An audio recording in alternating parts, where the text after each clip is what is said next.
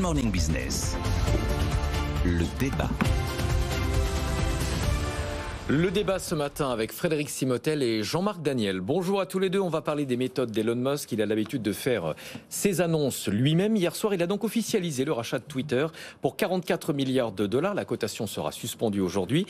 Et les premières décisions n'ont pas traîné. Il a tout de suite mis à la porte le patron précédent, le directeur financier et la responsable des affaires juridiques. Il précise également que Twitter ne peut pas être un endroit infernal ouvert à tous. Frédéric Simotel, c'est vraiment de la pure méthode Elon Musk. Oui, et puis c'est la saison 1 pour Twitter et Elon Musk. On va maintenant passer à la saison 2, parce que ça a quand même été un sacré feuilleton à rebondissement, ce rachat de Twitter. Et puis on voit tout le paradoxe du personnage, c'est lorsqu'on voit ses annonces. La raison pour laquelle j'ai acquis Twitter est qu'il est important pour l'avenir de la civilisation d'avoir une place publique numérique commune où un large éventail de croyances peut être débattu de manière saine, sans recourir à la violence. Donc voilà, et j'aime bien, je veux essayer d'aider l'humanité. Donc les annonceurs se sont dit, oula, qu'est-ce qu'il va nous faire avec Twitter?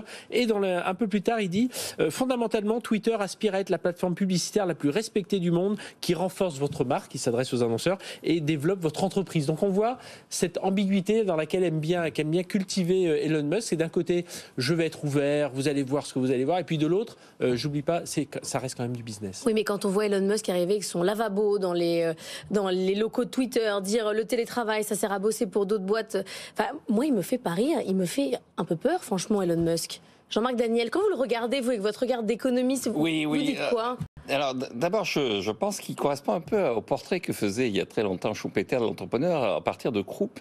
Il expliquait que l'entrepreneur doit en permanence surprendre, c'est-à-dire qu'il doit avoir un temps d'avance et il se crée un personnage. Et donc il analysait comment Krupp effectivement s'habillait mal. Donc Elon Musk aussi vit dans un cabanon. Enfin, à un moment donné, il était installé dans un cabanon et ça. Donc il se crée un personnage et ce personnage sert à masquer en réalité une démarche totalement cynique.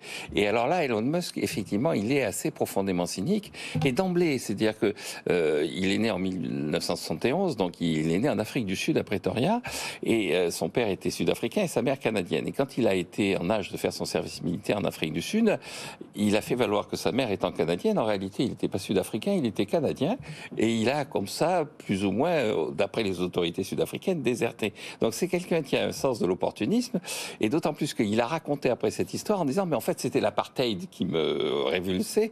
Et donc, si je n'ai pas voulu faire mon service militaire, c'était pour ne pas être complice d'un régime que je condamnais.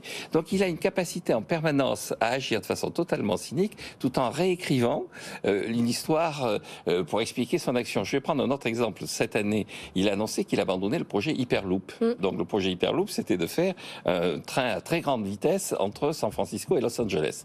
Et on lui a dit, c'est pas au point. Il a dit, ah non, mais ça n'a jamais été au point.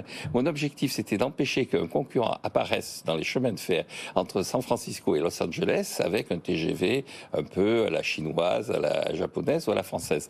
Maintenant, je vais pouvoir réfléchir au lien qui va s'établir, la façon dont on va relier Los Angeles et San Francisco. Donc, c'est quelqu'un qui, en permanence, se crée un personnage. C'est-à-dire que nous, on doit enlever le déguisement quand on le regarde. Alors, exactement. Mais là aussi, Schumpeter le dit. Le véritable enjeu, quand on analyse l'entrepreneur, c'est de voir que c'est un personnage qui est normalement fou, mais qui est rationnel. Et donc, c'est de faire le partage entre la folie et la rationalité, sachant qu'une partie de la folie est feinte. Elle est totalement, feinte. Alors, dernière remarque, il a quand même eu des problèmes avec les autorités américaines à plusieurs reprises, notamment quand il a voulu racheter Tesla. Enfin, c'est les actions de Tesla. La SEC lui était tombée dessus.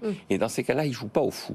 Il a des avocats et il négocie pied à pied. Il l'a fait aussi sur Twitter. Oui. Frédéric Simotel. Oui, c'est exactement, c'est ce personnage. Il démarre Tesla avec Mercedes, il faut quand même le rappeler. Et puis Mercedes, un jour, se dit, mais on va jamais pouvoir travailler avec ce gars-là, avec toutes les excentricités qu'il montre. Et donc Mercedes a quitté le projet et puis il a poursuivi avec Tesla.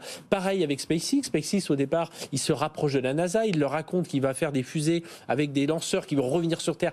Personne n'avait envisagé ça. Et lui a dit, mais si, vous allez voir, comme je vais faire plein de lancements, mes lanceurs vont revenir, ça reviendra beaucoup moins cher. Et il l'a fait. Oui, il est aussi assez cynique comme personnage, c'est la façon dont il s'entoure. Il s'entoure avec... donc il cherche les meilleurs au bon moment pour lancer sa boîte, pour l'innovation. Mais dès qu'il en a plus besoin, vraiment un mail et il s'en sépare. Alors c'est des gens qui ont travaillé pour lui, mais des centaines d'heures par semaine.